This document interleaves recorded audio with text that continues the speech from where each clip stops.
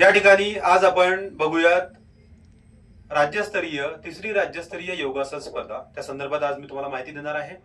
तिसरी राज्यस्तरीय योगासन स्पर्धेचं आयोजन अमरावती जिल्ह्यातील अंजनगाव सुर्जी तालुक्यातील एका विठ्ठल मंदिर संस्थानच्या सभागृहामध्ये 1 मार्च रोजी आयोजन करण्यात आलेलं आहे. 1 मार्च 2026 रोजी हे आयोजन सकाळी 8 वाजतापासून 3 वाजेपर्यंत असणार आहे आणि 3 वाजतापासून 5 वाजेपर्यंत बक्षीस वितरण असे एकाच दिवसात पूर्ण स्पर्धा आणि बक्षीस वितरण आपल्याकडं होणार आहे. या स्पर्धेचं आयोजन मानव सेवा विकास फाउंडेशन या संस्थेकडून करण्यात आलेलं आहे आणि वर्धापन दिनानिमित्त तसेच छत्रपती शिवाजी महाराजांच्या जयंतीनिमित्त हे आयोजन होत आहे. या आयोजनामध्ये अंजनगावातील वय वर्ष 8 ते वय वर्ष 100 70 80 90 100 कितीही वर्ष वयोगटापर्यंत आपण स्पर्धेत सहभागी होऊ शकता. मग आता सहभागी होण्यासाठी आणखी काही प्रश्न असतील किंवा तुम्हाला काही प्रश्न पडत असतील तर नक्कीच तुम्ही विचारावे, म्हणजे मग आपण पुढची म्हणजे तुम्हाला त्या संदर्भात मार्गदर्शन करूयात. तर काही प्रश्न आहेत का की मी माहिती अजून देऊ? सर वयाची अट मी आधी सांगितली की 8 वर्ष वयापासून वय वर्ष 8 ते वय वर्ष 70 80 पर्यंत, म्हणजे त्या पुढे वयाची अट नाहीये. बघा, पहिला गट आहे यामध्ये, हे तुम्हाला दिसत असेल तर बघा, यामध्ये वय वर्ष 8 ते 14 हा पहिला गट आहे. वय वर्ष 14 ते 18 हा दुसरा गट आहे. वय वर्ष 18 ते 28 हा तिसरा गट आहे. वय वर्ष 28 ते 35 हा चौथा गट आहे. पाचव्या गटामध्ये वय वर्ष 35 ते 55 असणार आहे. 35 ते त्यानंतर 55 आहे. 35 ते 55 आहे आणि 55 ते अबव म्हणजे कितीही वर्षापर्यंत तुम्ही सहभागी होऊ शकता. आणि यामध्ये आसनांची काठिण्य पातळी दिली आहे त्या वयोगटानुसार. आता यामध्ये पहिला 8 वर्ष ते 14 वर्षापर्यंत तुम्हाला 2 आसनं दिली आहेत. त्यामध्ये अकर्ण धनुरासन दिलेलं आहे आणि सर्वांगासन दिलेलं आहे. हे 2 आसनं पहिले तुम्हाला कंपल्सरी करायची असतात आणि या 6 पैकी 3 आसनं तुम्हाला ऑप्शनल असतात, म्हणजे ते ऐच्छिक असतात. त्या 6 पैकी तुम्हाला 3 करायचे असतात. आणि हे माहिती पत्रक, हा सिलेबस आपण ऑनलाईन पण दिलेला आहे, त्यानंतर माहिती पत्रकांमध्ये पण आहे आणि कॉल करून जर आपण विचारलं तर हे तुम्हाला माहिती मिळेल, ऑनलाईन सगळी माहिती मिळेल. आणि जर आपापल्या शाळांमध्ये पण ही माहिती उपलब्ध केलेली आहे आम्ही, म्हणजे गावातील, तालुक्यातील, जिल्ह्यातील सर्व शाळांमध्ये ही माहिती आपण उपलब्ध केलेली आहे. तुम्ही तुमच्या स्पोर्ट टीचरकडे, म्हणजे जे क्रीडा शिक्षक आहेत त्यांच्याकडे जाऊन तुम्ही माहिती घेऊ शकता. यामध्ये दुसरा गट आहे 14 ते 18.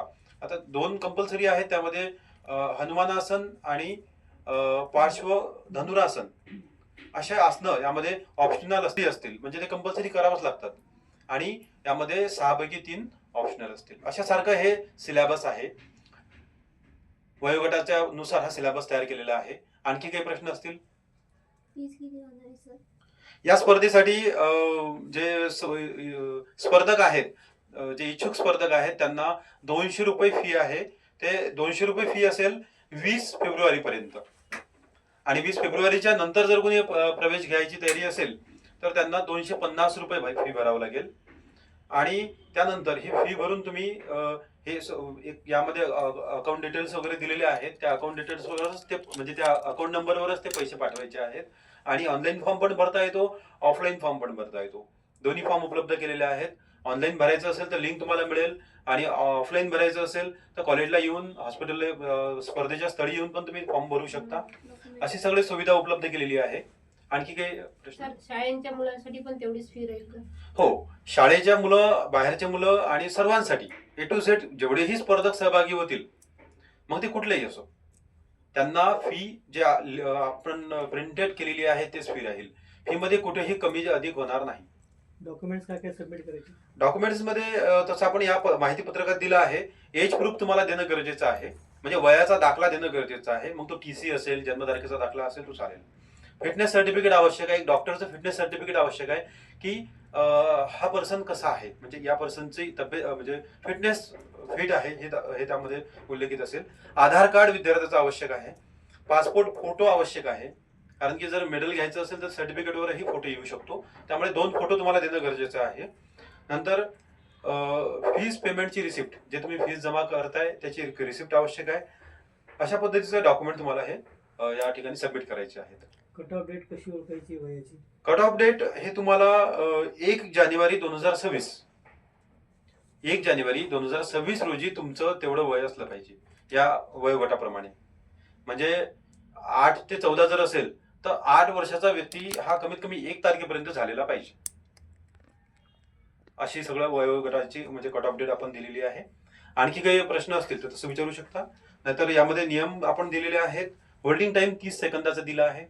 30 सेकंद तुम्हाला प्रत्येक आसनात होल्ड करावं लागेल. त्यानंतर प्रत्येक खेळाडूंना एकत्रित 5 आसनं करायची आहेत. त्यानंतर कट ऑफ डेट तुम्हाला आता सांगितली आहे. त्यानंतर त्यानंतर बस स्पर्धा बाकी कुठे होणार आहे जे सर? नियम आहेत ते नॉर्मल आहेत. स्पर्धेचं लोकेशन काय आहे सर? स्पर्धा ही अंजनगाव सुरजी मधील विठ्ठल मंदिर संस्थांमध्ये होणार आहे. ही स्पर्धा 1 मार्च 2026 रोजी होणार आहे. त्यामध्ये तसं मी आधी लिहून ठेवलं बघा, 1 मार्च 2026 रोजी ही परीक्षा होणार आहे. ही स्पर्धा होणार आहे आणि स्थळ आहे श्री विठ्ठल मंदिर संस्थान सभागृह, अंजनगाव सुरजी, जिल्हा अमरावती. या ठिकाणी स्पर्धा होणार आहे. स्पर्धेचं नाव आहे तिसरी राज्यस्तरीय योगासन स्पर्धा. याच्या आधी 2 स्पर्धा झाल्या आहेत. आता ही तिसरी राज्यस्तरीय स्पर्धा आहे. याच्यानंतर ही राष्ट्रीय पण आम्ही आयोजित करूयात. म्हणजे नॅशनल लेवलची कॉम्पिटिशन पण अंजनगावमध्ये, अमरावतीमध्ये आयोजित होणार आहे. हे सगळी माहिती तुम्हाला वेळोवेळी दिल्या जाईल. वेगवेगळे व्हॉट्सअपचे ग्रुप आहेत. वेगवेगळ्या प्रकारचे आपण सोशल मीडियावर ह्या सगळ्या माहिती देत असतो. फेसबुक, इंस्टाग्रामवर पण ही माहिती येत असते. आणखी काही प्रश्न असतील तर नक्कीच विचारा. या स्पर्धेचे बेनिफिट काय सर? स्पर्धेचे फायदे खूप आहेत. स्पर्धेचे फायदे नक्कीच आपण बघूयात की यामध्ये एशियन गेम असतात. त्यानंतर खेलो इंडिया असते. नंतर आता एक अस्मिता म्हणून मुलींसाठी अस्मिता योजना आलेली आहे. अस्मिता खेळ स्पर्धा आलेल्या आहेत. तर अशा या सगळ्या स्पर्धेमध्ये तुम्ही ऑलिम्पिक पर्यंत जाऊ शकता. ह्या सगळ्या स्पर्धेमध्ये तुम्हाला एंट्री मिळू शकते या माध्यमातून. योगासना भारतच्या स्पर्धा चालतात. त्यानंतर आणखी SAIच्या वेगवेगळ्या स्पर्धा असतात. वेगवेगळ्या ठिकाणी तुम्ही कॉम्पिटिशन मध्ये जाऊ शकता. आणि या काही कॉम्पिटिशन मध्ये कॅश प्राइज पण मोठे मोठे असतात. म्हणजे 5 लाख, 10 लाख, 20 लाखापर्यंत तुम्हाला प्राइज मिळू शकतात. तुम्ही देशाच्या वतीनं खेळू शकता. पूर्ण जगभर तुम्हाला संधी आहेत. आणि देश आता यावेळेस तर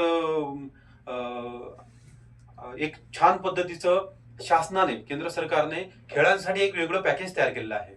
की खेळांचं म्हणजे खेळांमध्ये 2000 असं काहीतरी वर्ष दिलेलं आहे की त्या वर्षापर्यंत एक चांगला मोठ्या पद्धतीचा भारतात स्पोर्टमॅन तयार होतील. अशा पद्धतीचं एक चांगलं प्लॅनिंग भारत सरकार करत आहे.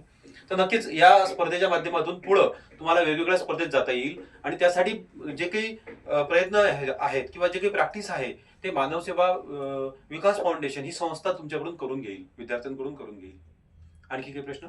सर क्लासेस होतील का आपल्या कॉलेज? हा, ट्रेनिंग क्लासेस होतील. ज्या स्पर्धकांना, ज्या विद्यार्थ्यांना सहभागी व्हायचं आहे त्यांची एक नॉमिनल फीज असेल.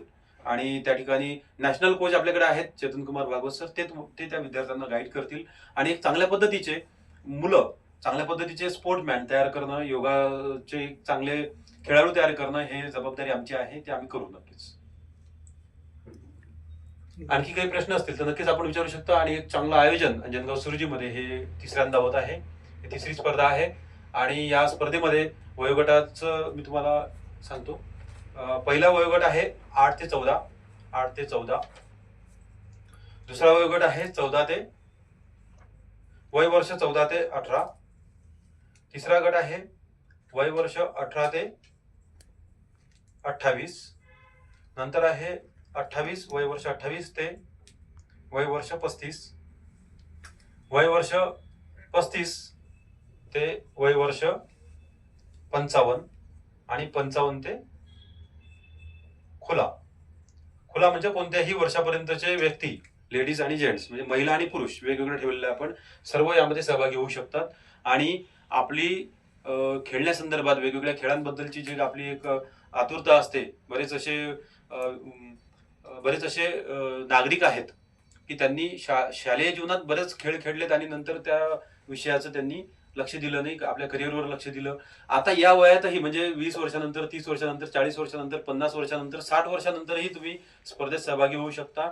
अशी सुविधा या ठिकाणी आपण उपलब्ध केलेली आहे. आणखी काही प्रश्न असतील तर नक्कीच विचारा. तर या ठिकाणी आपण थांबूयात. काही प्रश्न आहेत? ठीक आहे. थँक्यू.